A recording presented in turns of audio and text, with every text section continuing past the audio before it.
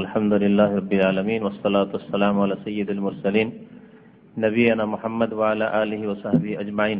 ওয়া বাদ। মহান আল্লাহর সমস্ত প্রশংসা, দরুদ ও সালাম নাযিল হোক প্রিয় নবী মুহাম্মদ সাল্লাল্লাহু আলাইহি সাল্লামের উপর। আল্লাহুম্মা সাল্লি আলাইহি আল্লাহুম্মা বারিক আলাইহি। আজকের দর্স হচ্ছে দিনের তৃতীয় স্তর সম্পর্কে। দিনের প্রথম স্তর ইসলাম, দ্বিতীয় স্তর হচ্ছে ঈমান, আর তৃতীয় স্তর হচ্ছে ইহসান সম্পর্কে।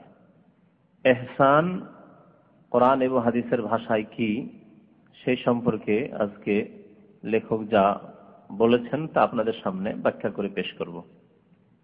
বলছেন আল মারতাবাতুস সালিসাতু আল ইহসান, তৃতীয় স্তর হচ্ছে ইহসান। আর ইহসানের একটি মাত্র রুকন, স্তম্ভ। ইসলামের রুকন কয়টি? 5টি। ইসলামের স্তম্ভ খুঁটি হচ্ছে 5টি, ঈমানের স্তম্ভ খুঁটি হচ্ছে 6টি। ইহসান সম্পর্কে বলছেন যে রুকন ওয়াহিদ, এর খুঁটি বা স্তম্ভ হচ্ছে মাত্র একটি। এই ইহসান হচ্ছে আল্লাহ পাকের ইবাদত বন্দেগীর ক্ষেত্রে ইহসান। লেখক আল্লাহ পাকের ইবাদত সম্পর্কে ইহসানের কথা উল্লেখ করেছেন। ইহসানের আরেকটি দিক হচ্ছে আল্লাহর সৃষ্টির সাথে ইহসান। আল্লাহ পাক রব্বুল আলামিন এই ইহসানের কথা বান্দার সাথে, আল্লাহর মাখলুকের সাথে, আল্লাহর সৃষ্টির সাথে ইহসানের কথা কোরআনে কারীমের বহু আয়াতে উল্লেখ করেছেন। মাতা পিতা সম্পর্কে আল্লাহ পাক বলছেন অবিল ওয়ালিদাইনে ইহসানা, মাতা পিতার সাথে কি করবে? ইহসান করবে, সদাচরণ করবে, সদ্ব্যবহার করবে। আল্লাহ পাকের এই আয়াত, যে আয়াত প্রত্যেক খতিব জুমার খুতবা, ঈদের খুতবা পড়ে, ইন্নাল্লাহা ইয়ামুরু বিল আদলি ওয়াল ইহসান ওয়া ইতাই যিল কুরবা ওয়া ইয়ানহা আনিল ফাহশাই ওয়াল মুনকার ওয়াল বাগি ইয়াইযুকুম লাআল্লাকুম তাযাক্কারুন। তো এই ইহসান, আল্লাহ ইন্নাল্লাহা ইয়ামুরু বিল আদলি ওয়াল ইহসান, এই ইহসান যদিও দুই ইহসান কি শামিল, আল্লাহ পাকের ইবাদত বন্দেগীর ক্ষেত্রে ইহসান, আর মানুষের সাথে, শুধু মানুষের সাথে সীমিত কেন, প্রত্যেকটি মাখলুকের সাথে ইহসান রয়েছে। নবী করিম সাল্লাল্লাহু আলাইহি ওয়াসাল্লামের আরেকটি হাদিস এই মর্মে উল্লেখ করা অত্যন্ত জরুরি, ইন্নাল্লাহা কাতাবাল ইহসানা আলা কুল্লি শাই। আল্লাহ পাক ইহসানকে ফরজ করেছেন প্রত্যেক বিষয়ের ক্ষেত্রে। তারপর কি বলছেন নবী সাল্লাল্লাহু আলাইহি ওয়াসাল্লাম, ফাইযা কাতালতুম ফাআহসিনুল কিতলাতা, যখন তোমরা কোনো কিছুকে হত্যা করবে তখন ভালোভাবে হত্যা করো। ওয়াইদা যাবাহতুম ফাআহসিনু যিবহাতা, যখন তোমরা জবাই করবে কোনো খাসি, বকরি, ছাগল, গরু, উট, যেসব পশু হালাল আল্লাহ পাক করেছেন কিন্তু জবাই করতে হয়। ওয়াইদা যাবাহতুম, যখন তোমরা জবাই করবে, ফাআহসিনু যিবহাতা, জবাই খুব সুন্দর করে ইহসানের সাথে করবে। সুবহানাল্লাহ, সেখানে ইহসান করতে বলা হয়েছে। তাহলে বকরি, ছাগলের সাথে ইহসান করতে বলা হয়েছে, গরুর সাথে ইহসান করতে বলা হয়েছে, উটের সাথে ইহসান করতে বলা হয়েছে। এমনকি যেসব কষ্টদায়ক পশু, পাখি, জানোয়ার, সেসব কতল করা যায়, কিন্তু সেখানে বলছেন ফাইজা কাতালতুম ফাহসিনুল কিতলাতা, যখন সেসবকে কতল করবে, হত্যা করবে, তখন ইহসানের সাথে হত্যা করিও। এজন্য যার উপর কিসাস ফরজ হয়ে গেছে, এমন কাজ করেছে, হয়তো কোনো মুসলিমকে খুন করেছে, আল্লাহ পাক কিসাস ফরজ করেছেন তার ক্ষেত্রে, অথবা মুরতাদ হয়েছে, অথবা বিবাহিত জেনা করেছে, ইহসানের কথা বলা হয়েছে।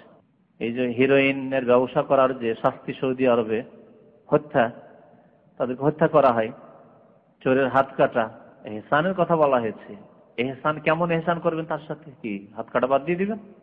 হ্যাঁ, হাত কাটাকে 1 বছরের জেলে রূপান্তরিত করে দেবেন মানব রচিত বিধান দিয়ে? হ্যাঁ, বেদিনদের মতো না। কেসাসকে বদলে দিবেন 5 বছর জেলে, যে মার্ডার করেছে 5 বছর জেল, তাই করবেন না? হারাম, জায়েজ নয়।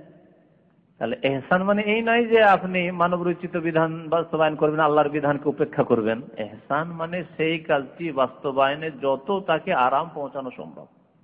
তাহলে ধারালো অস্ত্র দিয়ে যদি ওই কাজটি করেন, তাড়াতাড়ি করে কেটে যাবে, তাই বলেছেন। আর এই ব্যাখ্যাই করেছেন ওয়াল ইউহিদ্দা আহাদুকুম শুফরাতাহু, তোমরা যখন কোনো পশুকে জবাই করবে তখন তোমাদের ছুরিকে তোমরা ধারালো করে নিও। ওয়াল ইউরিহ যাবিহাতাহু, এবং যেই পশুকে তুমি জবাই করছো তাকে আরাম দেবে, আরাম দিতে বলেছেন। তার আরাম হচ্ছে তাড়াতাড়ি, যদি আত্মাটা বেরিয়ে যায়, জবাই হয়ে যায় তাড়াতাড়ি করে, তাহলে আরাম। কিন্তু আপনি যদি ভোথা অস্ত্র নিয়ে ঘষতে আছেন, মানে গায়ের জোরে আপনি জবাই করছেন, কিন্তু আপনার অস্ত্রে ওই জোর নেই, তাহলে কষ্ট দেওয়া জায়েজ নয়। নবী করিম সাল্লাল্লাহু আলাইহি ওয়াসাল্লাম নিষেধ করেছেন। এই হচ্ছে ইহসান। তো ইহসান তাহলে বোঝা গেল যে আল্লাহ পাকের ইবাদত বন্দেগীও তো ইহসানের আদেশ রয়েছে, আর আল্লাহর মাখলুকদের সাথেও ইহসানের আদেশ রয়েছে। এবং আল্লাহর মাখলুকের শ্রেষ্ঠ মাখলুক হচ্ছে মানুষ, সুতরাং মানুষের সাথে সবচেয়ে বেশি ইহসান রয়েছে। মানুষের মধ্যে শ্রেষ্ঠ হচ্ছে মুমিন, সুতরাং মুমিনের সাথে আরো বেশি ইহসান। ওয়া আহসানু ইন্নাল্লাহা ইউহিব্বুল মুহসিনিন, তোমরা ইহসান করো, সৎ ব্যবহার করো, সদাচরণ করো। আল্লাহ পাক মুহসিনিন, সৎ কর্মশীল এবং সদাচরণকারীদেরকে ভালোবাসেন। তাহলে ইহসানকে এইভাবে বুঝলে আমরা সম্পূর্ণ আমাদের দিনে যে ইহসান রয়েছে সুন্দরভাবে খুব অল্প সময়ে বা অল্প কথাতেই বুঝতে পারবো। এখানে যে ইহসানের কথা বলা হয়েছে সেটি হচ্ছে আল্লাহর ইবাদত বন্দেগীর ক্ষেত্রে ইহসান। তাহলে ইহসান শুধু মানুষের সাথে সদাচরণে নয়, আল্লাহ পাকের ইবাদত বন্দেগীতেও ইহসান হইতে হবে। আপনার নামাজে ইহসান থাকতে হবে, রোজায় ইহসান থাকতে হবে, যাকাতে ইহসান থাকতে হবে, আপনি হজে গিয়েছেন আপনি যেন মুহসিন হন, ইহসান থাকতে হবে। আপনার আরো যেসব নফল ফরজ ইবাদত বন্দেগী রয়েছে তাতে ইহসান থাকতে হবে। ইহসান, আপনি তাহাজ্জুদ পড়ছেন, আরেকজন তাহাজ্জুদ পড়ছে, একজনের তাহাজ্জুদে ইহসান নেই, আরেকজনের তাহাজ্জুদে ইহসান আছে। আপনি আল্লাহর জিকির আজকাল সুবহানাল্লাহ সুবহানাল্লাহ সুবহানাল্লাহ করেছেন, আরেকজন আলহামদুলিল্লাহ আলহামদুলিল্লাহ সুবহানাল্লাহ আল্লাহু আকবার করছে, কিন্তু একজনের তাসবিহ তাহলিলে ইহসান আছে, আরেকজনের তাসবিহ তাহলিলে ইহসান নেই। ইহসান এমন একটি শব্দ যার বাংলায় তর্জমা করতে গিয়ে একটি শব্দের দিয়ে তর্জমা করা সম্ভব নয়। ইহসান তর্জমা করতে গিয়ে, অনুবাদ করতে গিয়ে, ব্যাখ্যা করতে গিয়ে বিভিন্ন শব্দ যারা ভালো অনুবাদ করেছেন তারা ব্যবহার করে থাকেন। ইহসান মানে নিষ্ঠা, ইহসান মানে ইখলাস আন্তরিকতা, ইহসান মানে সদ্ব্যবহার, ইহসান মানে সদাচরণ, সবগুলিকে শামিল। ইবাদতে ইহসান হচ্ছে নিষ্ঠার সাথে, খুলুসিয়াতের সাথে, আন্তরিকতার সাথে নিবেদিত প্রাণ হয়ে ইবাদত বন্দেগী করা, বিনয়ী হয়ে ইবাদত বন্দেগী করা, এই সবগুলি অর্থ শামিল রয়েছে আল্লাহর ইবাদত বন্দেগীতে ইহসানের ক্ষেত্রে। এই জন্য ইহসানের সংজ্ঞা বলতে গিয়ে নবী করিম সাল্লাল্লাহু আলাইহি ওয়াসাল্লাম কি বলেছেন, যেটি হচ্ছে এর রুকন, যে আপনার ইহসান তখনই পুরা হবে আনতা আবুদাল্লাহ কাআন্নাকা তারাহু, আল্লাহ পাকের ইবাদত বন্দেগী করবে এমন ভাবে যেন তুমি তাকে দেখছো, আল্লাহকে যেন দেখছো। এই কথা বলা হয়নি যে আল্লাহকে দেখতে পাচ্ছ, যেন বলা হয়েছে। আর যেন আর একটি আসলে হয়, দুটোতে পার্থক্য আছে। পার্থক্য নেই? আপনি মানুষ, কিন্তু কেউ বলছে আপনি একবারে বাঘের মতো, আর আপনার বলছে আপনি বাঘ, দুটোতে পার্থক্য আছে। আপনাকে বাঘ মানে একবারে সবকিছু তখন বাঘ বানিয়ে দিল, তাই না? কিন্তু আপনি বাঘের মতো মানে হইতে পারে একটি গুণে দুটি গুণে আপনি বাঘের মতো, বাহাদুরিতে, বীরত্বে, সাহসে, শক্তিতে, হতে পারে দু চারটি। কিন্তু বাঘের মতো শরীরে কি আছে নাকি? লোম আছে? বাঘের মতো দাঁত আছে আপনার? বাঘের মতো হুঙ্কার আছে?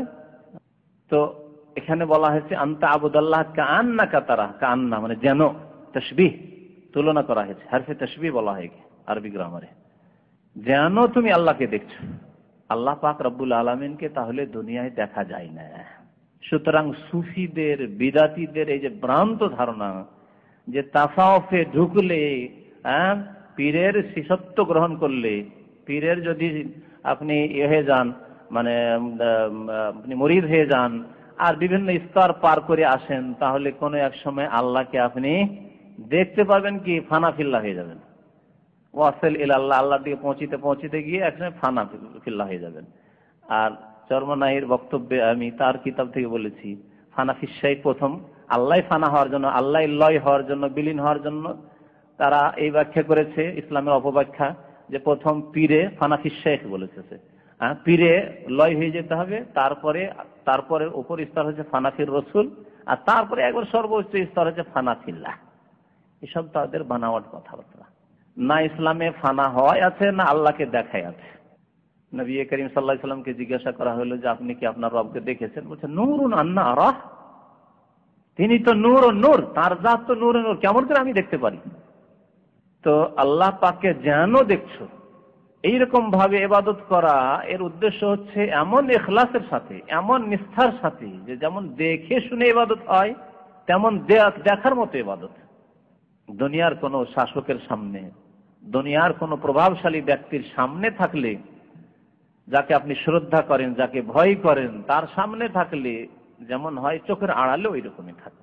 যেমন আপনার আব্বাকে খুব শ্রদ্ধা করেন, ভয়ও করেন, শ্রদ্ধাও করেন, ভালোবাসেন, মানেনও, সম্মানও করেন, ইজ্জত করেন, চোখের সামনে নেই, তখনও বাবার কথাগুলির ওইভাবে শ্রদ্ধা করা, যে আব্বা আমাকে অন্যায় কাজ করতে নিষেধ করেছে, খারাপ কাজ নিষেধ করেছে, নামাজ পড়তে বলেছে, ভালো কাজ করতে বলেছে, পড়াশোনা মন দিয়ে করতে বলেছে।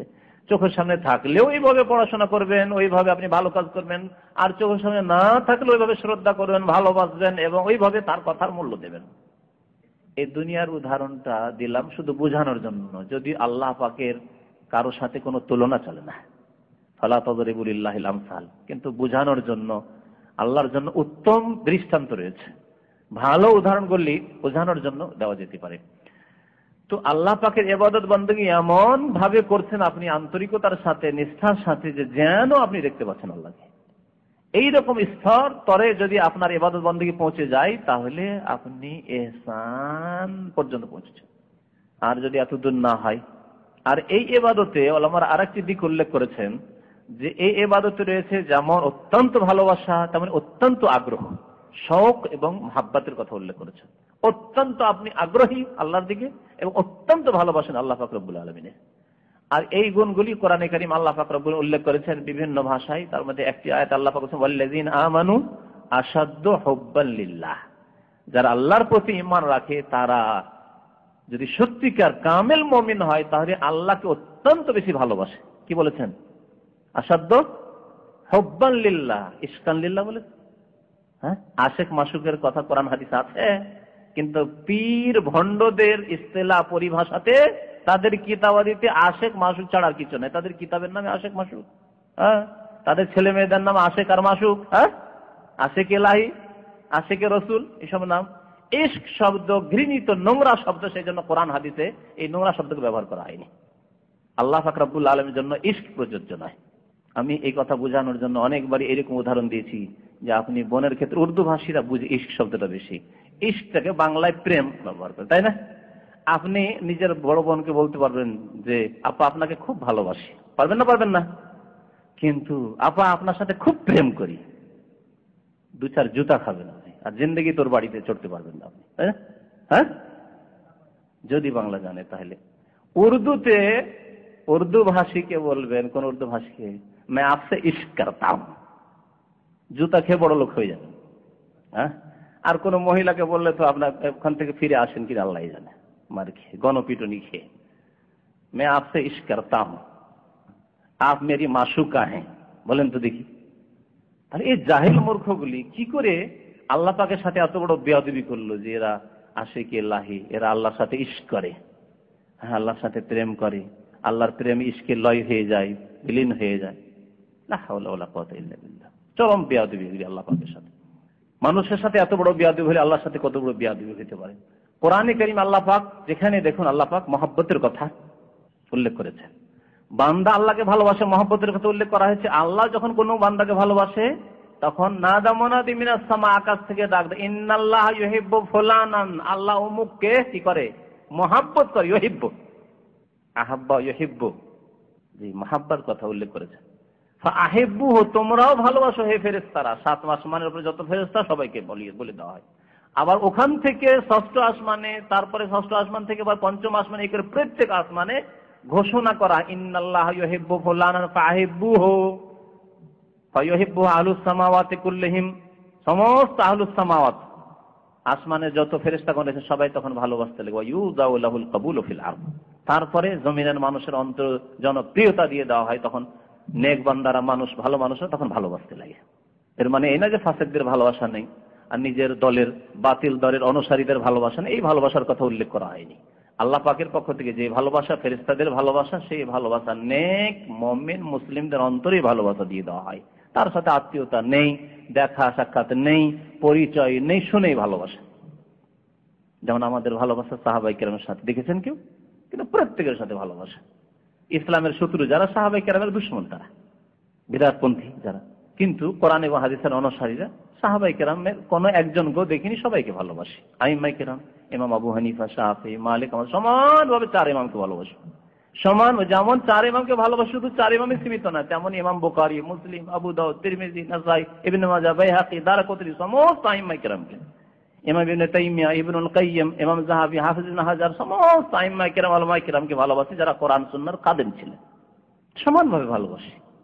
যেমন আল্লাহ রসুলদের ভালোবাসার ক্ষেত্রে বলেছেন, ইমানের ক্ষেত্রে বলেছেন লা নুফাররিকু বাইনা আহাদিম মির রাসূলি, হ্যাঁ, রাসূলগণের প্রতি ইমানে এবং তাদের ভালোবাসায় কোনো পার্থক্য করি না, তেমনি আমরা আইম্মায়ে কেরামদের শ্রদ্ধায়, এহতেরামে পার্থক্য করি না। পক্ষান্তরে মুকাল্লিদ, অন্ধভক্ত পার্থক্য করে, তার ইমাম তার রাসূলের মতো, কিন্তু অন্য ইমামগুলির কথার কোনো মূল্য নেই তার কাছে। বাস্তবে পরীক্ষা করে দেখবেন আপনি। বলেন একজন শাফিঈকে যে ইমাম আবু হানিফা এই কথা বলেছেন, ইমাম মালিক এই বলেছেন, ইমাম আহমদ এই বলেছেন, তার কাছে কোনো মূল্য রাখে না, কারণ সে মুকাল্লিদ ইমাম শাফিঈ, সে মুকাল্লিদ ইমাম মালিক, সে মুকাল্লিদ ইমাম আহমদ, সেই জন্য অন্য কথার হয়তো মূল্য রাখে না। কিন্তু একজন মানুষ, যেই ব্যক্তি রাসূলুল্লাহ সাল্লাল্লাহু আলাইহি ওয়াসাল্লামের মুত্তাবি, অনুসারী এবং আইম্মায়ে কেরামের শ্রদ্ধা করেন, যে তাদের সহি কথাগুলি সবগুলি নেব, যার কথাই হোক না কেন, ইমাম আবু হানিফারই হোক, আর শাফিঈ হোক, আর মালিক হোক, আহমদ হোক, এই রকমের কোরআন সুন্নাহর অনুসারী যারা যুগে যুগে রয়েছেন, তারা চার ইমাম, সমস্ত আইম্মায়ে কেরামকে সমানভাবে শ্রদ্ধা করেন। আমরা সেই দলের লোক, আমরা সেই দলের লোক, মনে রাখবেন ভালো করে। পক্ষান্তরে মুকাল্লিদরা না, এক ইমামের শ্রদ্ধা করে, বাকি ইমামগুলির তেমন শ্রদ্ধা নেই। বরং এতদূর পর্যন্ত তাদের গণহারা বলেছে, বদনাম করার জন্য জাল হাদিস পর্যন্ত করেছে তারা। এক হানাফি বিদাতি ইরাকের ইমাম শাফিঈর বদনাম করার জন্য হাদিস গড়েছে, ইয়াকুনু ফি উম্মতি রাজুলুন ইউকালু লাহু মুহাম্মদ ইবনে ইদরিস হুয়া আদাররু আলা উম্মতি মিন ইবলিস। আমার উম্মতে এমন এক লোক পয়দা হবে যার নাম হবে মুহাম্মদ ইবনে ইদরিস, সে ইবলিসের চাইতে বেশি ক্ষতিকর হবে। তো সাধারণ মুসলিম কি মানতে পারে? কিন্তু মযহাবী গোঁড়ামি তাদেরকে এতদূর পর্যন্ত পৌঁছিয়েছে, মযহাবী গোঁড়ামি তাদেরকে এতদূর পর্যন্ত পৌঁছিয়েছে যে হানাফি শাফির মেয়েকে বিয়ে করতে পারে, কিন্তু হানাফি মেয়ে শাফিকে দিতে পারে না। তাহলে বিয়ে কি করে করতে পারে? দিতে পারে না তো নিতে কি করে পারে? বলছে তানজিল আল্লাহ মানজিলাত আহলিল কিতাব। মযহাবপন্থী যারা গোঁড়া, তারা এত দূর পর্যন্ত পৌঁছে গেছে। কিন্তু আমার মতো, আপনার মতো যারা কোরআন সুন্নাহর অনুসারী, রাসূলুল্লাহ সাল্লাল্লাহু আলাইহি ওয়াসাল্লামের প্রত্যেকটি কথা নিতে হবে, বাকি আইম্মায়ে কেরামের কথা যেগুলি কোরআন সুন্নাহর অনুকূলে সেগুলি নিতে হবে। আর যদি কিছু ইজতিহাদে ভুল হয়ে থাকে সেগুলি শ্রদ্ধার সাথে ছেড়ে দিতে হবে।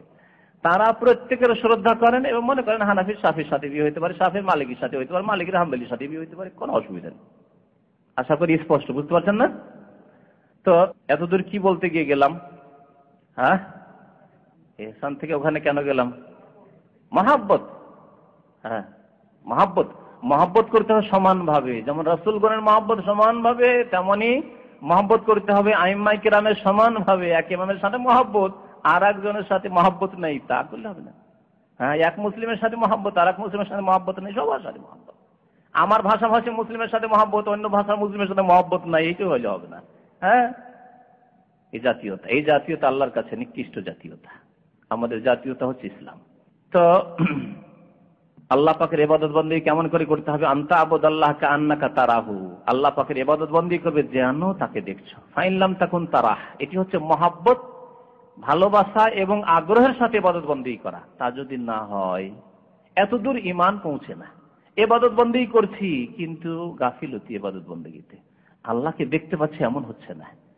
মসজিদে তখন আমার ঈমানের অবস্থা খুব সুন্দর, কিন্তু যখন বাজারে আসি, হ্যাঁ, যখন মার্কেটে যাই, যখন কিনি অথবা বিক্রি করি, তখন গাফিল হয়ে যায়। এরকম মুসলিম যারা, তাদের তাহলে ইহসানের জায়গায় পৌঁছেছে না তাদের ইবাদত বন্দেগী। ইবাদত মানে শুধু নামাজ নয়, ইবাদত মানে অন্য ইবাদত বন্দেগী, সবগুলি ইবাদত বন্দেগী শামিল। ওইভাবে ইবাদত বন্দেগী করছেন, রোজা রাখছেন, রোজার অবস্থায় যেমন আপনি পাপ থেকে বেঁচে আছেন লোকজনের সামনে, মসজিদে, ঠিক তেমনই বাইরেও। বরং একজন মুমিনের জীবনের প্রত্যেকটি কাজই যখন ইবাদত বন্দেগী, নেকির কাজ, ভালো কাজ, তাহলে সেই ব্যক্তি ইফতার করার পরে আবার বিড়ি সিগারেট ধরিয়ে দিল, কি করে হতে পারে? আপনার বাবার সামনে বিড়ি ধরাইতে পারবেন? আপনার শ্বশুরের সামনে, শাশুড়ির সামনে বিড়ি সিগারেট ধরাইতে পারবেন? আর ধরান তো বেয়াদব। হ্যাঁ, বেয়াদব। আমাদের সমাজে আজ পর্যন্ত এখনো বেয়াদব। আলেমদের সামনে আপনি বিড়ি সিগারেট ধরাইতে পারবেন? বাঙালি সমাজের লোক আলেম দেখলে আলেমও যদি না জানে, দেখছে একটা মাশাআল্লাহ দাঁড়িয়ে মানুষ ভালো সকাল শুরুতে আসছে, বিয়েটাকে তাড়াতাড়ি করে ফেলে দেয়। তাহলে এতটুকু যদি আদব রাখেন মানুষের, তাহলে মানুষের রব যিনি, রব্বিন নাস, মালিকিন নাস, ইলাহিন নাস যিনি, তার সামনে কত বড় আদবের খেয়াল রাখতে হবে। কি করে আপনি রোজা ইফতার করলেন আর বিড়ি সিগারেট ধরেই দিলেন? পান খাচ্ছেন আর পিক ফেলছেন, জর্দা খাচ্ছেন, হুক্কা খাচ্ছেন, মহিলার দিকে নজর দিচ্ছেন, হারাম কাজ করছেন, হারাম কথা বলছেন, অশ্লীল কথা বলছেন। আপনার বাবা মায়ের সামনে অশ্লীল গল্প করতে পারবেন, অশ্লীল কথা বলতে পারবেন, অশ্লীল ছবি দেখতে পারবেন? কি করে অশ্লীল ছবি দেখছেন নির্জনে বসে আপনি আপনার ঘরে? তাহলে আনতা আবুদাল্লাহ কান্নাকা তারাহু নয়, যেন আল্লাহকে দেখছেন। তাই আল্লাহকে দেখছেন আপনি ওই অবস্থায়, আল্লাহর দিকে আপনি ধাবিত, আর আপনি ফিল্ম দেখছেন, ফিল্ম নেমেতে আছেন, হতেই পারে না। তাহলে এইরকম স্তরের ইবাদত বন্দেগী হইলে গুনাহ হতেই পারে না, সাগীরা গুনাহ হইতে পারে না। ফাইনলাম তাকুন তারাহু, না এত দূর আপনার ইমান পৌঁছে না, তাহলে কমের পক্ষে এতটুকু হইতে হবে যে ফাইন না হইয়া রাখ। এই ইমান, এই খেয়াল সবসময় মনে বসিয়ে রাখো। ইমান তো আছে অন্তরে, কিন্তু এটাকে মনে সবসময় বসিয়ে রাখো যে আল্লাহ দেখছে, আল্লাহ দেখছেন। আমি ফিল্ম দেখছি, আল্লাহ তো দেখছেন। ক্যামেরা দুটো লাগানো আছে এখানে, কেরামান কাতেদের ক্যামেরা আল্লাহ পাক লাগিয়ে রেখেছেন, তারা তো নোট করছে। আল্লাহ দেখছেন আমি যে সিগারেট খাচ্ছি, আল্লাহ দেখছেন। আমি যে হারাম কাজ করছি, আল্লাহ দেখছেন। আমি যে খারাপ নজর দিচ্ছি, আল্লাহ দেখছেন।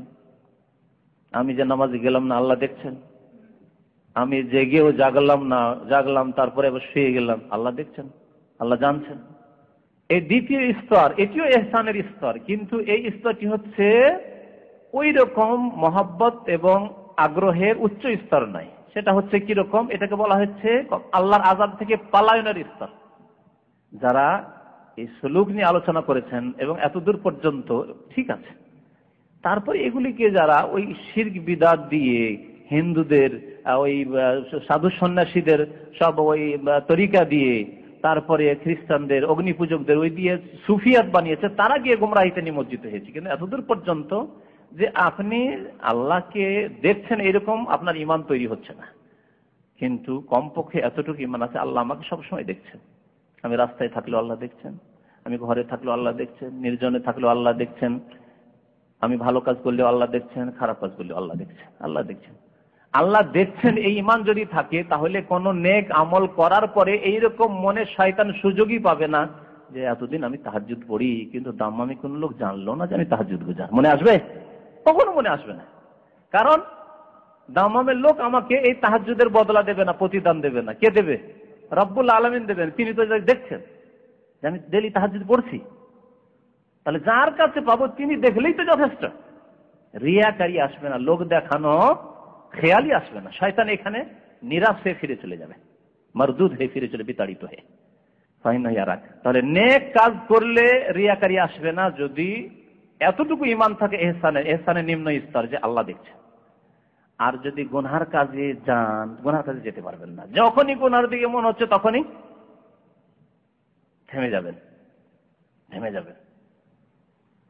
ইউসুফ আলাইহিস সালামের মত বাদশা না হয় দেখছে না, আর রানী না হয় বলছে, কিন্তু ফাইন্নাহু ইয়ারাক, আল্লাহ দেখছেন, পালাতে শুরু করবেন গুনাহ থেকে আপনি। তো এই হচ্ছে ইহসান, আল্লাহ পাকের ইবাদত বন্দেগী। ওয়াদ-দালিল কাউলুহু তাআলা, কোরআনে কারিমে বেশ কিছু আয়াত রয়েছে ইহসান সম্পর্কে, কয়েকটি আয়াত এখানে লেখক উল্লেখ করেছেন। এই সম্পর্কে কোরআনে কারিমের দলিল হচ্ছে মহান আল্লাহর বাণী, ইন্নাল্লাহা মা'আল্লাযীনা তাকাউ, নিশ্চয়ই আল্লাহ পাক মুত্তাকিদের সাথে রয়েছেন, তাদের সাথে রয়েছেন যারা সংযত, যারা আল্লাহ ভীরু, যারা মুত্তাকি পরহেজগার। ওয়াল্লাযীনা হুম মুহসিনুন, এবং তাদের সাথে রয়েছেন যারা মুহসিন, যাদের মধ্যে ইহসান রয়েছে, যারা নিষ্ঠাবান, যারা আন্তরিকতার সাথে ইবাদত বন্দেগী করে, যাদের ইবাদতে ইহসান রয়েছে, ইখলাস রয়েছে, তাদের সাথে আল্লাহ পাক রয়েছেন। তো আল্লাহ পাক শুধু তাদের সাথে রয়েছেন, আল্লাহ পাক তার অন্য মানুষের সাথে নেই। এটি যদি আলোচনা করা যেত আর এক দার্সের প্রয়োজন রয়েছে, আজকে দার্স শেষ হবে না তাহলে, কিন্তু সংক্ষেপে বলি। আল্লাহ পাকের বান্দার সাথে হওয়া দুই ভাগে বিভক্ত, একটা হচ্ছে মাইয়াতে আম্মা, একটা মাইয়াতে খাসা। সাধারণ ভাবে আম ভাবে আল্লাহর সাথে থাকা, আর একটা হচ্ছে খাস ভাবে আল্লাহর সাথে থাকা। এখানে এই দুটি কথা এর তো ব্যাখ্যার প্রয়োজন রয়েছে। এর সাথে আরেকটি কথা আপনাদের জিজ্ঞেস করছি, আল্লাহ মুত্তাকিনদের সাথে রয়েছেন, আল্লাহর জাত সহ সাথে রয়েছেন, বা আল্লাহ সমস্ত বান্দার সাথে, ইন্নাল্লাহা মা'ানা, আল্লাহ আমাদের সাথে রয়েছেন। ওয়া হুয়া মা'াকুম আইনামা কুনতুম, এখানে আম ভাবে বলা হয়েছে, যেখানে থাকো না কেন তোমাদের সাথে আল্লাহ পাক রয়েছেন। আল্লাহর জাত রয়েছে, তোমাদের সাথে সাথে, মানে যেখানে থাকেন না কেন, তাহলে আপনি বাথরুমে যাচ্ছেন, ওখানে আল্লাহ পাক আপনার সাথে, আল্লাহর জাত। যদি তাই হয় তাহলে আল্লাহ পাক আর রহমান আরশ, আর রহমান আলাল আরশি ইস্তাওয়া, রহমান আরশে রয়েছেন। এর মানে আবার কি হলো? আমেনতুম মান ফিস সামায়, তোমরা কি নির্ভীক হয়ে গেছো, ভয় করো না সেই সত্তাকে যিনি ফিস সামা, আকাশে রয়েছেন। এর মানে আবার কি হলো তাহলে? তা আল্লাহর কথাতে কি দ্বন্দ্ব আছে নাকি? যে আল্লাহ কোন জায়গায় বলছেন যে আল্লাহ আসমানে রয়েছেন, আরশে রয়েছেন, আর কোন জায়গায় বলছেন আল্লাহ তোমাদের সবার সাথে রয়েছেন, ওয়া হুয়া মাআকুম আইনামা কুনতুম, হে মানব সকল তোমরা যেখানে থাকো না কেন সেখানে তোমাদের সাথে রয়েছেন। আবার তৃতীয় জায়গায় বলছেন আল্লাহ শুধু মুত্তাকিনদের সাথে রয়েছেন, আল্লাহ শুধু মুহসিনদের সাথে রয়েছেন, আল্লাহ সাবেরিনদের সাথে রয়েছেন, ইন্নাল্লাহা মা'আস সাবিরিন। হ্যাঁ, ইন্নাল্লাহা মান, আল্লাহ বলছেন, নবী বলছেন যে আমাদের সাথে আল্লাহ রহমান, নবী আর আবু বকর সিদ্দিকের সাথে রয়েছেন। মুসা আলাইহিস সালাম বলছেন ইন্না মাইয়া রব্বি, আমার সাথে আমার রব রয়েছেন। কেমন কথা হইল? দলিলগুলি যত রকমের ছিল সবগুলি কিন্তু কোরআনে কারিমে বলে দিলাম। এখন এই বুঝতে হবে যে আল্লাহ পাকের সাথে থাকা কেমন, কি ধরনের, আর আল্লাহ পাকের আরশে থাকা কেমন। তাহলে প্রত্যেকটি কথা সত্য, কোরআনে কারিমের প্রত্যেকটি কথা সাদাকাল্লাহুল আজিম, আমাদের দেশের কারি হাফেজরাকে পড়তেই হবে। এবং কোরআনে কারিমেও রয়েছে আয়াত সাদাকাল্লাহ, কুল সাদাকাল্লাহ ওমান আসদাকু মিনাল্লাহি হাদিস, আল্লাহর চাইতে কার কথা বেশি সত্য হতে পারে? আল্লাহর প্রত্যেকটি কথা তাহলে সত্য। এই আয়াতগুলি সবগুলি আয়াত, তিন রকমের আয়াত কমপক্ষে ধরে রাখেন। এক রকমের আয়াত হচ্ছে আল্লাহ পাক কোথায় রয়েছেন? আসমানে রয়েছেন, আরশে রয়েছেন, সেটাও ঠিক। তাহলে এর ব্যাখ্যা হচ্ছে আল্লাহ পাকের জাতে পাক, আল্লাহ পাকের সত্তা কোথায় রয়েছেন? আসমানে রয়েছেন, আরশে আজিমে রয়েছেন। কেমন হয়ে রয়েছেন এটা আমাদের জানা নাই। আল্লাহর জন্য যেমন মানে উপযোগী তেমন হয়ে রয়েছে, আল্লাহ আল্লাহর মতো হয়ে রয়েছেন, কারোর সাথে কোনো তুলনা চলবে না। এখানে বলবেন লাইসা কামিসলিহি শাই, আল্লাহর মতো কেউ নেই, মানে আল্লাহর আরশে থাকার মতো কেউ নেই, আল্লাহর জাতের মতো কারো জাত নাই, কারো ব্যক্তিত্ব নয়, জি আল্লাহর মতো কেউ নেই। কিন্তু আল্লাহ পাক যা বলেছেন তা সত্য যে আল্লাহ আরশে আজিমে রয়েছেন, সেটা হয়ে গেল জাতের দিক দিয়ে। আল্লাহ পাক তোমাদের সাথে রয়েছেন, ওয়া হুয়া মাআকুম আইনামা কুনতুম, সূরা হাদীদের আয়াত। তোমরা যেখানেই থাকো না কেন আল্লাহ তোমাদের সাথে রয়েছেন। বিদআতপন্থীরা এখানে গিয়ে গুমরা হয়েছে, আল্লাহ সর্বত্র বিরাজমান, আল্লাহ সব কিছুতেই বিরাজমান, এখানে গিয়ে পথভ্রষ্ট হয়েছেন। না, আল্লাহর জাত, তাহলে ওই আয়াত অস্বীকার করে দিলেন, আল্লাহর আরশের আয়াতগুলি অস্বীকার করে দিলেন। আল্লাহ আসমানে রয়েছেন অস্বীকার করে দিলেন, কোরআন এবং হাদিস যে রয়েছে এই ক্ষেত্রে সেগুলি অস্বীকার করে ফেলেন। না, আল্লাহ পাকের জাত, আল্লাহর আরশে আজিম আসমানে রয়েছেন, কিন্তু আল্লাহ পাক তোমাদের সাথে রয়েছেন মানে আল্লাহ পাকের ইলম রয়েছে তোমাদের সাথে। আল্লাহ পাক জানেন তুমি কোথায় আছো বান্দা। পালাতে চাইলে সৌদি সরকার থেকে পালিয়ে যেতে পারো, কিন্তু আল্লাহ পাক রব্বুল আলামিনের মুলক থেকে পালাতে পারবে না। আল্লাহ পাক রব্বুল আলামিনের জমিন থেকে পালাতে পারবে, কোথায় পালাবে তুমি? ফাইনাল মাফার, কোথায় পালাবে? তো ইলমের দিক দিয়ে, পরিবেষ্টন করে ঘিরে রাখার দিক দিয়ে এবং ক্ষমতার দিক দিয়ে আল্লাহ পাকের ক্ষমতার বাইরে যেতে পারবেন না আপনি। মনে করবেন যে আল্লাহ পাকে হারিয়ে দিয়ে পালিয়ে যাব। পুলিশকে অনেক সময় হারিয়ে দিয়ে দৌড়তে পারেন বেশি, পুলিশ যত স্পিডে দেয় তার চাইতে বেশি আপনি দৌড়াতে পারেন, চোর ডাকাত দৌড়াতে পারে, পালিয়ে গেলেন, ধরতে পারলো না, তাই না? কিন্তু আল্লাহ পাক রব্বুল আলামিনকে কেউ আজিজ করতে পারবে না, আল্লাহ পাকে কেউ হারাতে পারে, আল্লাহর কুদরতের বাইরে যেতে পারবে না। তো এই দিকগুলি দিয়ে আরো যেগুলি হইতে পারে, অর্থ শামিল হইতে পারে, আল্লাহ আলাম, আল্লাহ ভালো জানেন। এই দিক দিয়ে আল্লাহ পাক প্রত্যেকের সাথে রয়েছে। আর আল্লাহ পাক যেখানে বলেছেন আমি ধৈর্যশীলদের সাথে রয়েছি, মুত্তাকিদের সাথে রয়েছি, ওয়াল্লাযীনা হুম মুহসিনুন, আমি সৎকর্মশীলদের সাথে, ইন্নাল্লাহা মাআল মুহসিনিন, মুহসিনদের সাথে রয়েছেন। এর মানে আগের অর্থটি মনে রাখবেন, ইলমের দিক দিয়ে আছে, কুদরতের দিক দিয়ে আছে, পরিবেষ্টন ইহাতার দিক দিয়ে আছে, ওয়া আহাতা বিকুল্লি শাইইন ইলমা। হ্যাঁ, তারপরে কিসের দিক দিয়ে? অতিরিক্ত আছে আল্লাহর তো তৌফিক দানের দিক দিয়ে, আল্লাহর হেফাজতের দিক দিয়ে, রক্ষণাবেক্ষণের দিক দিয়ে। আল্লাহ কাফের হেফাজত করে না, বেনামাজির হেফাজত করে না, পাপিষ্ট গুনাহগারদের হেফাজত করে না, কিন্তু মুত্তাকির আল্লাহ হেফাজত করে। মুত্তাকিকে আল্লাহ পাক ভালো কাজের তৌফিক দান করে, মুত্তাকির রক্ষণাবেক্ষণ আল্লাহ পাক করে। হ্যাঁ, এগুলি অর্থ রয়েছে মুত্তাকিনদের সম্পর্কে, মুহসিন সম্পর্কে, সাবেরিন ধৈর্যশীলদের সম্পর্কে। ধৈর্য ধরলেন আপনি, আল্লাহ পাক আপনার সাথে রয়েছেন, তৌফিকের দিক দিয়ে রয়েছেন, আল্লাহ পাক রয়েছেন আপনার হেফাজতের দিক দিয়ে, আল্লাহ পাক আপনার উন্নতি দান করবেন এই দিক দিয়ে আল্লাহ পাক রয়েছেন, আল্লাহ আপনাকে দুনিয়াতেও সুখী করবেন, আখিরাতে সুখী করবেন, এই দিক দিয়ে রয়েছেন। কিন্তু কাফের, বেদিন, বেনামাজি, পাপিষ্ট, গুনাহগার, কাবিরা গুনাহ করে তাদের সাথে আল্লাহ পাক এই অর্থে নেই। রহমতের দিক দিয়ে আরো দিক, যেগুলি দিক হতে পারে সম্ভব। ওয়াকাউলহি, মহান আল্লাহ মানে ওয়াতাওয়াক্কাল আলাল আজিজির রহিম, তুমি ভরসা করো সেই সর্বজয়ী আল্লাহ পাকের ওপর যিনি দয়াবান, আল্লাযী ইয়ারাকা হিনা তাকুম, যিনি তোমাকে দেখেন, প্রত্যক্ষ করেন যখন তুমি কিয়াম করো, তাহাজ্জুদ পড়ো বা দাঁড়াও। দুটি অর্থ হতে পারে, তুমি দাঁড়াও, বসেছিলে দাঁড়াও, যে কোনো সময় দেখেন আল্লাহ পাক রব্বুল আলামিন, অথবা তুমি যখন কিয়াম করো তাও দেখেন। কিয়ামের অর্থ নয় ভালো, তাকাল্লুবাকা ফিস সাজিদিন, এবং সেজদাকারীদের অন্তর্ভুক্ত হয়ে তুমি যে সেজদায় অবনত হও তখনও আল্লাহ পাক তোমাকে দেখেন। কে সেজদা করলেন, কে আজকে ফজর নামাজ পড়েছেন আল্লাহ দেখেছেন, কে তাহাজ্জুদ পড়েছেন আল্লাহ দেখেছেন, কে 2 রাকাত নফল পড়েছেন আল্লাহর কাছে কেঁদেছেন আল্লাহ দেখেছেন। ইন্নাহু হুয়াস সামিউল আলিম, নিশ্চয় তিনি সর্বশ্রোতা এবং সর্বজ্ঞ, সবকিছুই জানেন এবং সবকিছু শোনেন। সূরা শুআরা আয়াত নম্বর 217 থেকে 220। মহান আল্লাহ আরো ইরশাদ করেছেন, ওমা তাকুনু ফি শান, হে নবী আপনি যে কোনো অবস্থায় থাকেন না কেন, শান যে কোনো অবস্থায় থাকেন না কেন, ওমা তাতলু মিনহু মিন কোরআন, এবং আপনি যে কোনো কোরআনের আয়াত তেলাওয়াত করেন না কেন, কোরআনের অংশ তেলাওয়াত করেন না কেন, ওয়ালা তা'মালুনা মিন আমালিন, এবং আপনি যে কোনো কাজ, বরং এখানে মামা তা'মালুনা ওয়ালা তা'মালুনা মিন আমালিন, এবং তোমরা যে কোনো আমল করো না কেন, যে কোনো কাজ করো না কেন, দুনিয়ার কাজ করো, দিনের কাজ করো, ভালো কাজ করো, মন্দ কাজ করো, ইল্লা কুন্না আলাইকুম শুহুদান, তবে আমি আল্লাহ তোমাদের ওপর হাজির রয়েছি, তোমাদের প্রত্যক্ষকারী হয়ে রয়েছি। শহুদ মানে শাহিদ, মানে হাজির হওয়া, শহুদ মানে শাহিদা মানে প্রত্যক্ষ করা। তা আমি উপস্থিত রয়েছি, আমি প্রত্যক্ষকারী হয়ে রয়েছি। ইজ তুফিজুনা ফি, যখন সেই কাজগুলিতে তোমরা ব্যস্ত হয়ে পড়ো, যে কোনো কাজ কর্ম করছেন আল্লাহ পাক রব্বুল আলামিন শাহেদ হয়ে রয়েছেন, হাজির হয়ে রয়েছেন। আল্লাহ পাক রব্বুল আলামিন আনের ইলম রয়েছে, আল্লাহ পাক রব্বুল আলামিন ওয়াকিফ হাল আমাদের সম্পর্কে। এই আয়াতগুলি দ্বারা ইহসানের কথা যে বলা হলো সেগুলি সম্পর্কে দলিল পেশ করলেন লেখক সূরা ইউনূস আয়াত নম্বর 61। তারপরে রয়েছে একটি বড় হাদিস, হাদিসটির সংক্ষেপে তরজমা করছি। ওয়া দালিলু মিনাস সুন্নাহ, হাদিস থেকে দলিল হচ্ছে নবী করিম সাল্লাল্লাহু আলাইহি সাল্লামের প্রসিদ্ধ হাদিস, হাদিস ও জিবরাইল, জিবরাইলের হাদিস বলে প্রসিদ্ধ হাদিস, আল মাশহুর আন ওমর, যে হাদিস বর্ণিত হয়েছে ওমর রাদিয়াল্লাহু তাআলা আনহু থেকে। কাল বলছেন তিনি, বাইনামা নাহনু জুলুসুন ইনদা রাসূলিল্লাহ সাল্লাল্লাহু আলাইহি সাল্লাম, আমরা এক সময় বসেছিলাম রাসূলুল্লাহ সাল্লাল্লাহু আলাইহি সাল্লামের সামনে, যাতা ইয়াউমিন, কোন একদিন, ইজ তালা আলাইনা রাজুলুন শাদীদু বিয়াদিস সিয়াব, হঠাৎ করে এমন এক ব্যক্তি আমাদের সামনে এসে উপস্থিত হলো, শাদীদু বিয়াদিস সিয়াব, যার কাপড় অত্যন্ত সাদা, শুধু সাদাই নয় অত্যন্ত সাদা, শাদীদু সাওয়াদিস শার, তার চুলগুলি অত্যন্ত কালো। সাদার সাথে কালো কত সুন্দর লাগবে দেখতে।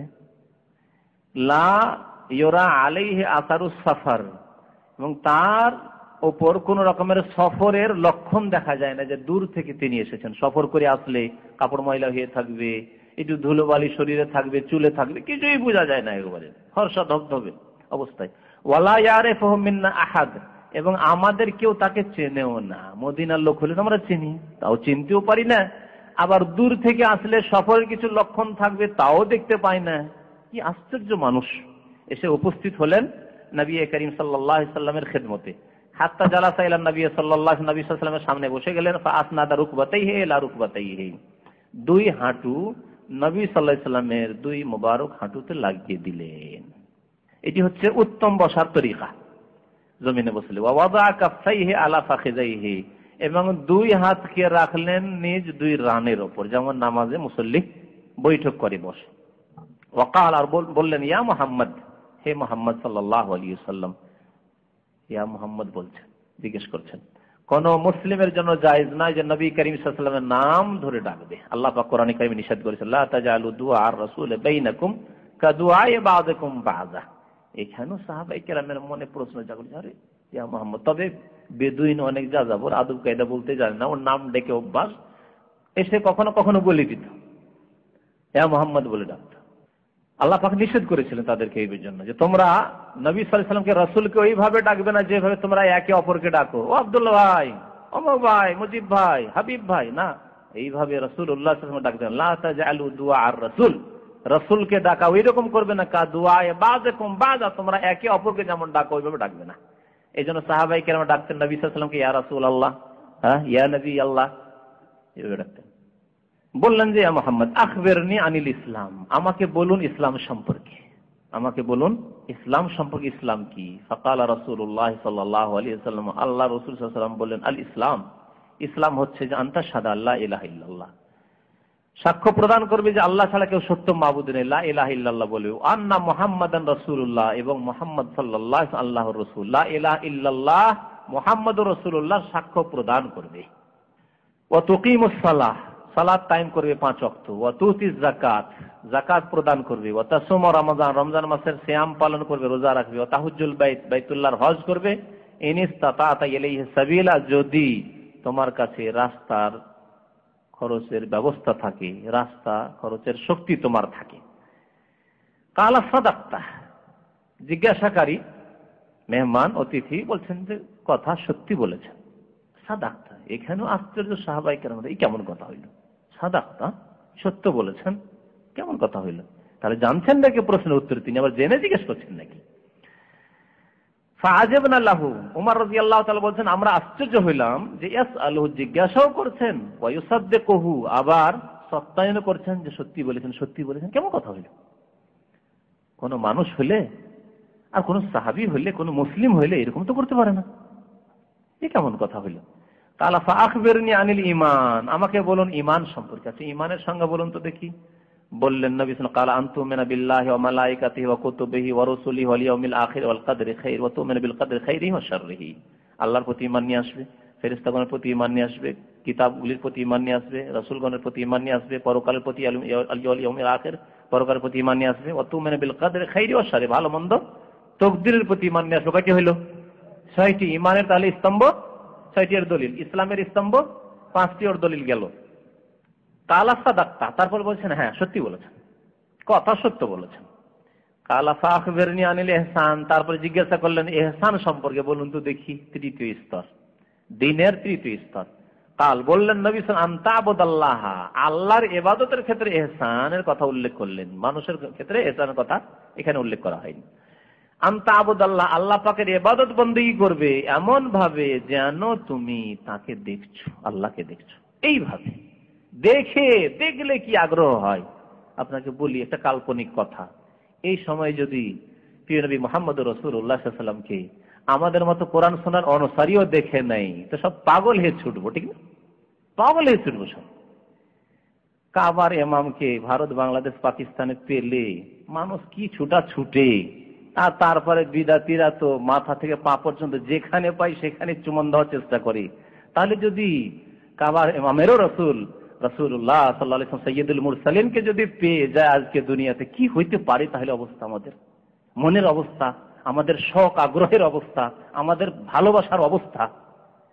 তাহলে তার রব যিনি রব্বুল আলামিন, মুহাম্মদুর রাসূলুল্লাহ সাল্লাল্লাহু আলাইহি ওয়াসাল্লামের যিনি সৃষ্টিকর্তা আল্লাহ পাক, তাকে যদি দেখার মতো অবস্থা হয় তাহলে ঈমানের অবস্থা কেমন হবে? ওই রকম ঈমানের অবস্থা হইতে হবে যে আমি আল্লাহকে দেখছি যেন। যদি তা না হয় তাহলে কি করতে হবে? কমপক্ষে এতটুকু হইতে হবে। বলছেন যে ফাইনলাম তাকুন তারাহু, যদি তাকে দেখতে পাওয়ার মতো তোমার না হয়, ফাইন্নাহু ইয়ারাক, তাহলে তিনি তোমাকে অবশ্যই দেখছেন। এটা খেয়াল রাখবে, এটাকে অন্তরে সবসময় বসিয়ে রাখবে। কোন পাপ আসলে, পাপের মন খেয়াল হইলে, শয়তান ওয়াসওয়াসা দিলেই এই কথা তোমাকে পাপ থেকে বাধা দেবে যে আল্লাহ দেখছে, আল্লাহ দেখছে। কালা ফাখবিরনি আনিস সাআহ, কিয়ামত সম্পর্কে বলুন। কয় নম্বর প্রশ্ন হইল? 4 নম্বর হয়ে গেল। হ্যাঁ হ্যাঁ, কি সম্পর্কে জিজ্ঞাসা করছিলেন? ইসলাম সম্পর্কে, ঈমান সম্পর্কে, ইহসান সম্পর্কে 4 নম্বর, ঠিক। কিয়ামত সম্পর্কে জিজ্ঞাসা করা, সাআত মানে কিয়ামত। কালা মাল মাসউলু আনহা বিআলাম মিনাস সাইল, যাকে জিজ্ঞাসা করা হয়েছে তিনি জিজ্ঞাসাকারী চাইতে বেশি জানেন না। অর্থাৎ মুহাম্মদুর রাসূলুল্লাহ সাল্লাল্লাহু আলাইহি ওয়াসাল্লাম তোমার চাইতে বেশি জানেন না যে কিয়ামত কোন সালে হবে, হ্যাঁ, আর কোন সপ্তাহে হবে, কত বছর আর বয়স পৃথিবী আছে জানেন না। কালা ফাখবিরনি আন আমারাতিহা, তাহলে তার কিছু আলামত, লক্ষণ বলে দেন, লক্ষণ বলে দেন। আমারাত মানে হচ্ছে আলামাত, আশরাত, কোরআনে কারিমে আশরাত, ফাকাত যা আশরাতুহা। কালা আনতালিদাল আমাতু রাব্বাতাহা, সবগুলি আলামত বলা হয়নি এবং বড় লক্ষণগুলিও বলা হয়নি। কিয়ামতের বড় নিদর্শন রয়েছে, ছোট নিদর্শন রয়েছে, এখানে ছোট নিদর্শনগুলি বলা হয়েছে শুধু। বড় নিদর্শন যেগুলি রয়েছে সেগুলি জানা আছে, দাজ্জাল বের হওয়া, পশ্চিম দিক থেকে সূর্য ওঠা, একটা পশু বেরিয়ে আসে মানুষের সাথে কথা বলবে, আগুন বেরিয়ে আসে মানুষকে তাড়িয়ে নিয়ে যাবে হাসর মাঠের দিকে, ইত্যাদি ইত্যাদি। ইয়াজুজ মাজুজ, আমার প্রত্যেকটি বিষয়ের বক্তব্য আছে অডিওতে। এগুলির ছোট ছোট লক্ষণগুলি সম্পর্কে নবী সাল্লাল্লাহু আলাইহি ওয়াসাল্লাম কয়েকটি লক্ষণ বললেন। আনতালেদাল আমাতু রাব্বাতাহা, প্রথম একটি লক্ষণ বললেন যে দাসী তার মনিবকে, মালিক, এখানে রাব্বাতাহা বলা হয়েছে মালিক নিকে, হ্যাঁ, দাসী তার, হ্যাঁ কি বলবেন, মহিলার কথা রাব্বাতাহা বলা হয়েছে, রাব্বাহা আছে অর্থাৎ মনিবকে। দাসী তার মনিবকে জন্ম দেবে, দাসী তার মনিবকে জন্ম দেবে। কি অর্থ এর একটি অর্থ হচ্ছে যে এমন একটা যুগ আসবে কিয়ামতের কাছাকাছি সময়ে যে খুব বেশি মানুষ খুন হবে, হত্যা হবে, খুব বেশি খুন হবে। আর লড়াইয়ে এমন ভাবে মানুষ ঘর বাড়ি দেশ থেকে কোথায় যে চলে যাবে, কারো সাথে কারো পরিচয় থাকবে না। তারপরে বিয়ে হবে হয়তো এমন মানুষের সাথে যাকে জন্ম দিয়েছে, যাকে জন্ম দিয়েছে, তারপরে সে জন্ম দিয়েছে অথচ সে কি হয়ে গেল, বিয়ে হয়ে স্বামী হয়ে গেল, স্বামী হয়ে গেল। আর স্বামী হচ্ছে মনিব। আনতালেদাল আমাতু রাব্বাতাহা, জন্ম দিয়েছিল আর সে স্বামী হয়ে মনিব হয়ে বসে আছে। আর এইরকম ঘটনা একটি আপনাদেরকে বেশ কিছুদিন আগে শুনিয়েছি। বাস্তবে এই ঘটনা নেপালের বর্ডার, ভারতের বিহারের মধ্যেকার ঘটনা ঘটেছে বোম্বাই। এই ঘটনা ছোটকালে একটা গরিব ছেলে, বাবা মারা যায়, তখন 8-10 বছরের ছেলে, গ্রামের লোকেরা যাচ্ছে বোম্বাই, ওই দিন মজুর করে যে খায়, শহর বড় বড় শহরে ভালো ইনকাম হয়, চলে আসছে, বড় হয়েছে, বড় হওয়ার পরে গ্রামের ছেলে, ওর মা বললো যে আমার ছেলেটাও কোথায় গেছে, আর আসে না, ফিরে আসে না। ও কাজ করার জন্য কাজের মেয়ে হিসেবে বোম্বাই চলে আসে, আসার পর ওই মহল্লাতে থাকে যে মহল্লায় ওই ছেলে থাকে। গ্রামের লোক মুসলমানরা ভাবলো যে এখানে একটা মহিলা আছে, তার কেউ না, আর এই যুবকটা আছে, এরও কেউ নাই, বিয়ে দিয়ে দিয়ে বিয়ে দিয়ে দিয়েছে। মা চেনে না ছেলেকে, ছেলে চেনে না মাকে, বিয়ে দিয়ে দিচ্ছে। বাসর রাত্রে যখন গিয়েছে, তারপরে দুনিয়ার সারা জিন্দগির যা গল্প হয়েছে ওই মা গল্পগুলি শুনিয়েছে। আমার বাড়ি অমুক এলাকায়, আমার একটা ছেলে ছিল, তাও যে কোথায় এসছে খুব খবর রাখি না, এই সব দুঃখের গল্প শুনিয়েছে। ছেলে এই সব গল্প শুনে আর কি আও মাও করে কান্নাকাটি, মা ছেলেকে জড়িয়ে ধরে আর ছেলে মাকে জড়িয়ে ধরে কান্না শুরু করেছে, স্বামী হয়ে গেছে। সত্য ঘটনা, কয়েক বছর আগের ঘটনা। আমাকে যে শুনিয়েছে তার এলাকার ঘটনা, যে ভাই শুনেছে একজন আলেমে শুনিয়েছে এবং সেই এলাকার ঘটনা। এটি এই একটি অর্থ হতে পারে, আসলেই হতে পারে এরকম যে যাকে জন্ম দিয়ে সেই মনিব হয়ে গেছে। আর একটি অর্থ যেটা আজকাল ঘরে ঘরে প্রায় দেখা যাচ্ছে মুসলিম সমাজে, যে যাকে জন্ম দিয়েছে সে মনিবের মতো হুকুম করবে মাকে, আদেশ করবে মাকে। আজকালকার অবস্থা, শহর বাজারে যান, নিজের স্ত্রীকে বসিয়ে রেখেছে, শুয়ে আছে, না হয় চাকরি করছে, আর বৃদ্ধ মা, ওই বুড়ি মা রান্না করে দিচ্ছে, ছেলেকে তার কাপড় সাফ করে দিচ্ছে, আর তার বউয়ের জন্য রান্না করে প্রস্তুত রাখতে হবে, কারণ সে চাকরিতে গেছে আসছে, অথবা গার্মেন্টসে গেছে আসছে, যেখানে যাক না কেন, অফিসে গেছে আসছে, রাজনীতি করছে আসছে, খাবে। এইরকম অবস্থা আজকাল ঘরে ঘরে শহরগুলিতে অবস্থা মুসলিম সমাজে শুরু হয়েছে। বুড়ি মা রান্না করছে আর বউরা সব শুয়ে আছে, না হলে চাকরি করছে, বাইরে ঘোরাঘুরি করছে, আমোদ ফুর্তি করছে, বুড়ি রান্না করছে। সাহরি রান্না করছে বুড়ি মানুষ, ইফতারি তৈরি করছে বুড়ি মানুষ, আর এরা সব যখন খাবার দাবার তৈরি হবে ঘরে ঘরে নিয়ে ঢুকে গেল। বাস্তব সত্য নয়? এই ঘটনাগুলো দেখেন না, শোনেন না, আত্মীয় স্বজনদের মধ্যে ঘরে ঘরে মৌজুদ। ইল্লা মাশাআল্লাহ অল্প কিছু লোক হয়তো আছে যাদের বউরা কাজ করে শাশুড়িকে খাওয়ায়। গ্রাম অঞ্চলে মোটামুটি তাদের সংখ্যা হয়তো বেশি আছে, শহরে খুব কম। তো এই অর্থ হতে পারে কিয়ামতের লক্ষণ হচ্ছে এটি, যে বউরা এসে ওই শাশুড়িকে কাজ করাবে, শাশুড়ি কাজ করবে, করে ওই ছেলেকেও খাওয়াইতে হবে, ওই বউমাকেও খাওয়াইতে হবে। আনতালেদাল আমাতু রাব্বাতাহা ওয়া আনতারাল খুফাতাল উরাতাল আলাতা রিয়াশা ইয়াতাতাওয়ালুনা ফিল বুনিয়ান। দ্বিতীয় লক্ষণ বললেন যে দেখবে কিয়ামতের কাছাকাছি সময়ে যে যাদের পায়ে কোনো খুফাত, হাফির বহুবচন, হাফি মানে হচ্ছে যাদের পায়ে স্যান্ডেল জুতা নেই, ওরাত আরির জমা মানে উলঙ্গ, যাদের পায়ে স্যান্ডেল জুতোর ব্যবস্থা ছিল না কিছুদিন আগে, যাদের শরীরে কাপড় ছিল না, জামা কাপড় ছিল না, এইরকম লোক। আল আলা আয়েলের জমা, ওর মানে হচ্ছে যারা ফকির দরিদ্র অভাবী ছিল, পথের ফকির। রেয়াসা বকরি ছাগল চড়ে তো মেষ চড়াতো, এরা ইয়াতাতাওয়ালানু ফিল বুনিয়ান, কিছুদিন পরে এত অঢেল সম্পদ তাদের ঘরে হবে যে তারা বিল্ডিং তৈরি করবে আর তাতে কম্পিটিশন করে প্রতিযোগিতা করবে। বাস্তব সত্য, হ্যাঁ বাস্তব সত্য দেখতে পাচ্ছেন যে কম্পিটিশন কিরকম চলছে, ভালো বিল্ডিং তৈরি করার, আর ভালো গাড়ি কেনার, আর ভালো সুখের জীবন যাপন করার। অথচ তাদের পিছনে একটু সরে দেখলে ওর বাবা ছিল একেবারে চাষি, বকরি চড়িয়েছে, বাপ চাচা বকরি চড়িয়েছে, নিজে হয়তো বাল্য জীবনে বকরি চড়িয়েছে, আজকে এত বড় লোক হয়েছে যে কম্পিটিশন, পাশে এরকম বিল্ডিং হলো, আমি আর ইচ্ছা ভালো বিল্ডিং তৈরি করবো। কাল সামাজা, তারপরে সেই লোকটি উঠে চলে গেল। ফালাবেসনা মালিয়ান, ওমর রাদিয়াল্লাহু তাআলা বলছেন আমরা কিছুক্ষণ বসে থাকলাম, এই অবস্থার পর একটু বসে আছি। মালিয়ান মানে অল্প কিছুক্ষণ আমরা অবস্থান করলাম ওখানে আল্লাহ নবী সাল্লাল্লাহু আলাইহি ওয়াসাল্লামের সামনে। ফাকাল, তারপরে জিজ্ঞাসা করেছেন রাসূলুল্লাহ সাল্লাল্লাহু আলাইহি ওয়াসাল্লাম, ইয়া উমর, আতাদরি মানিস সাইল, তুমি কি জানো যে এই জিজ্ঞাসাকারী প্রশ্নকারী কে ছিল? এই যে সওয়ালগুলি করছিল, প্রশ্ন করছিল, কে তুমি জানো? কুলতু, আমি বললাম আল্লাহু ওয়া রাসূলুহু আ'লাম, আল্লাহ এবং তার রাসূল বেশি ভালো জানেন, আমরা কি করে জানবো কে? দেখলাম মানুষের আকার একটা লোক আসলো, কিন্তু আশ্চর্য লাগলো তার কথাবার্তা শুনে যে কেমন প্রশ্ন করছে, আর বলছে ঠিক ঠিক ঠিক। কাল, বললেন রাসূলুল্লাহ সাল্লাল্লাহু আলাইহি ওয়াসাল্লাম, হাযা জিবরিল, ইনি হচ্ছেন জিবরাইল আলাইহিস সালাতু সালাম, মানুষের রূপ ধরে এসেছেন। আতাকুম, তোমাদের কাছে এসেছিলেন তিনি, উদ্দেশ্য তার কি? ইউআল্লিমুকুম আমরা দীনাকুম, তোমাদের দ্বীনের বিধিবিধান শেখানোর জন্য, দ্বীনের বিষয়গুলি শেখাবার জন্য এসেছিলেন। শিখিয়ে দিলেন তোমাদেরকে আরকানে ইসলাম, ইসলামের স্তম্ভ কয়টি, শিখিয়ে দিলেন তোমাদেরকে ঈমানের স্তম্ভ খুঁটি কয়টি, 6টি, শিখিয়ে দিলেন তোমাদেরকে ইহসান কি তা শিখিয়ে দিলেন, তোমাদেরকে শিখিয়ে দিলেন যে কিয়ামত সম্পর্কে দুনিয়ার কেউ জানে, এমনকি রাসূলুল্লাহ সাল্লাল্লাহু আলাইহি ওয়াসাল্লাম জানে না যে কোন সালে কিয়ামত হবে। শিখিয়ে দিলেন তোমাদেরকে এই কথা যে কিয়ামতের বেশ কিছু লক্ষণ রয়েছে, ছোট লক্ষণ বড় লক্ষণ, তার মধ্যে ছোট লক্ষণের এই কয়েকটি লক্ষণ জিজ্ঞাসা করলেন, তখন আমি বলে দিলাম, জানতে পারলে যে কিয়ামত আসার আগে বেশ কিছু আলামত জাহির হবে, লক্ষণ প্রকাশ পাবে, তারপরে কিয়ামত আসবে। এই ছিল রাসূলুল্লাহ সাল্লাল্লাহু আলাইহি ওয়াসাল্লামের হাদিস, যাতে রয়েছে ইসলামের কথা, যাতে রয়েছে ঈমানের কথা, যাতে রয়েছে ইহসানের কথা। আল্লাহ পাক রব্বুল আলামিন আমাদেরকে বোঝার তৌফিক দান করেন এবং আমল করার তৌফিক দান করেন, আমাদেরকে যেন সুন্দর মুমিন মুসলিম হওয়ার তৌফিক দান করেন, আমাদের মধ্যে যেন ইহসান সৃষ্টি করে দেন। ইহসানের নামে যাদের মধ্যে শিরক বিদআত রয়েছে, আল্লাহ পাক রব্বুল আলামিন এই তাসাউফের বিদআত থেকে, পীর মুরিদির বিদআত থেকে তাদেরকে যেন নাজাত দান করেন। আল্লাহ পাক আমাদের মুসলিম জাতিকে এইসব ফিতনা থেকে, বিদআতের ফিতনা থেকে বেঁচে থাকার জন্য তৌফিক দান করেন। আমিন। ওয়া সাল্লাল্লাহু আলা নবিয়িনা মুহাম্মদ ওয়া আলা আলিহি ওয়া সাহবিহি আজমাইন।